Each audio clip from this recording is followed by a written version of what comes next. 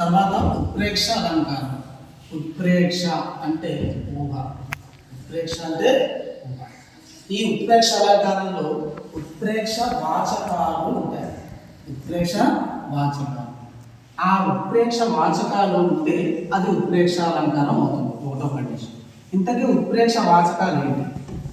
ఆ ఉత్ప్రేక్ష వాచకాలు అంటే ఓ అని కానీ ఏమో అని కానీ ఇవి ఉంటాయి. ఇటువంటి అక్షరాలు ఎక్కడుంటే అది ఉత్ప్రేక్ష అలంకారం అవుతుంది. నెక్స్ట్ దీని యొక్క లక్షణాలు చూసుకుంటే ధర్మసామ్యం ఉపమేయాన్ని ఉపమానంగా ఊహించడం.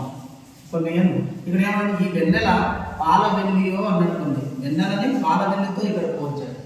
ఈ ఏదైతే దేని నుండి అయితే చెప్తున్నామో అది ఉపమేయం అవుతుంది. దేనితో అయితే పోలుస్తున్నామో అది ఉపమానం అవుతుంది. అంటే ఉపమేయమైనటువంటి వెన్నెలని ఉపమానమైనటువంటి పాలవెల్లితో పోల్చాం కాబట్టి, ఉపమేయాన్ని ఉపమానంగా పోల్చాం కాబట్టి ఇది ఉత్ప్రేక్ష అలంకారం అవుతుంది. ఒకటో పాయింట్. అలాగే ఇందులో పాలవెల్లి యో అని ఉంది. యోలో ఓ ఉంది.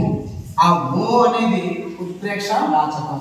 ఆ ఓ వచ్చింది కాబట్టి, ఉత్ప్రేక్ష వాచకం వచ్చింది కాబట్టి ఇది ఉత్ప్రేక్ష అలంకారం అవుతుంది. అలాగే అన్నట్లున్నది.